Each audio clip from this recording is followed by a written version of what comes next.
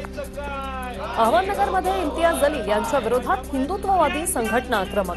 जलील यांच्या मुंबई रॅली दरम्यान छत्रपती संभाजीनगर नावाच्या फलकाला काळा फासल्याचा आरोप। जिल्ह्यातील विविध पोलीस ठाण्यावर हिंदुत्ववादी संघटनांचं आंदोलन। मंत्रालयाबाहेर शरद पवार गटाचं आंदोलन। सोयाबीनला चांगला दर मिळत नसल्यानं मंत्रालयाबाहेर सोयाबीन ओतून आंदोलन। कोल्हापूरच्या इचलकरंजीत सुळकूड योजनेच्या अंमलबजावणीसाठी मुकमोर्चा काढत प्रांत अधिकाऱ्यांना निवेदन।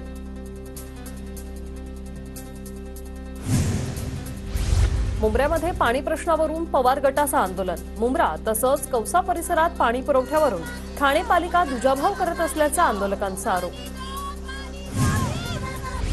कल्याण डोंबिवली पालिकेवर पाणी टंचाई प्रश्नासाठी महिलांचा मडका मोर्चा। संतप्त महिलांनी केडीएमसी प्रवेशद्वारासमोर मडका फोडत नोंदवला निषेध।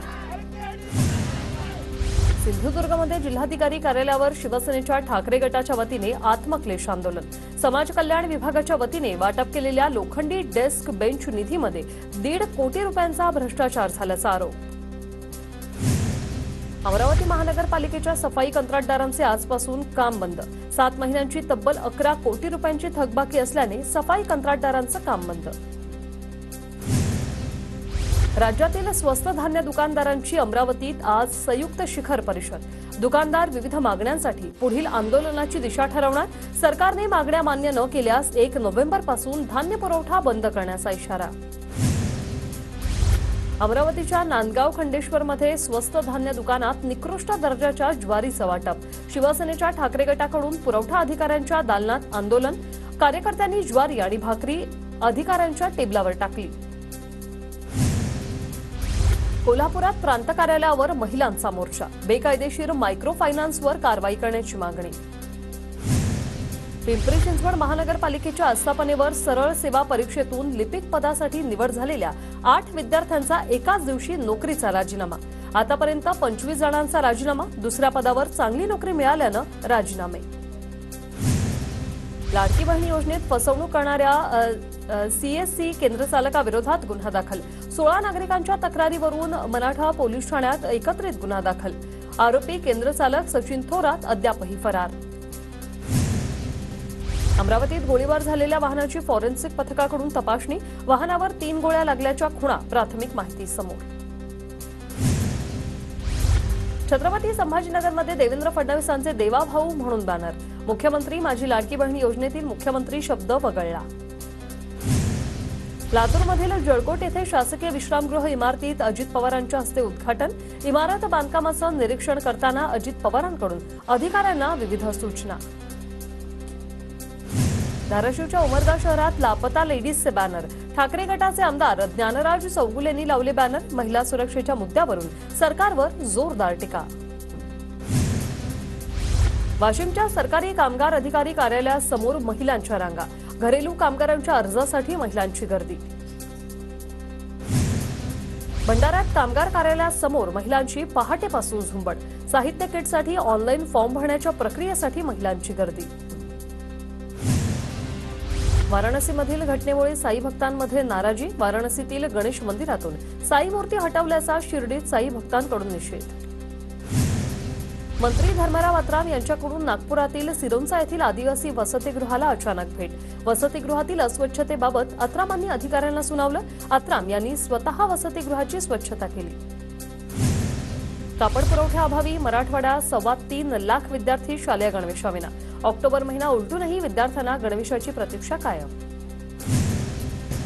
छत्रपती संभाजीनगरच्या पैठण तालुक्यातील ढोरकीन शिवारात 3 लाखांचा गांजा जप्त।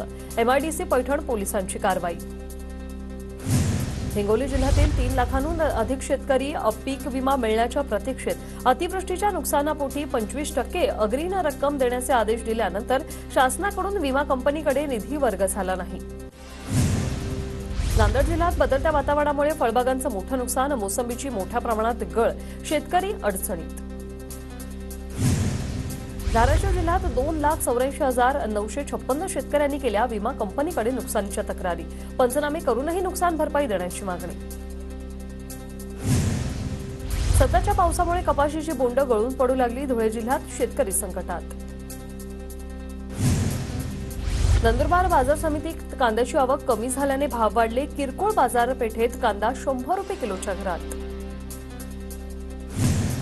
जुन्नर बाजार समितीच्या नारायणगाव उपबाजारात टोमॅटोच्या बाजारभावात चांगलीच वाढ.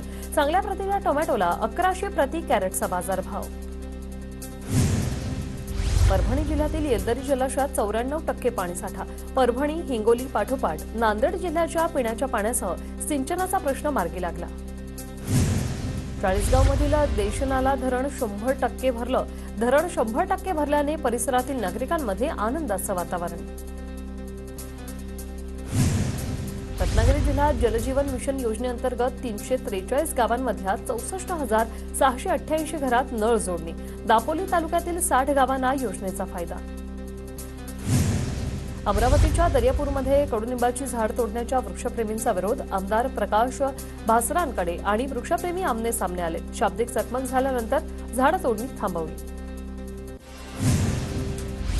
रत्नागिरी जिल्ह्यातील 177 महा ई सेवा केंद्र बंद केली जाणार.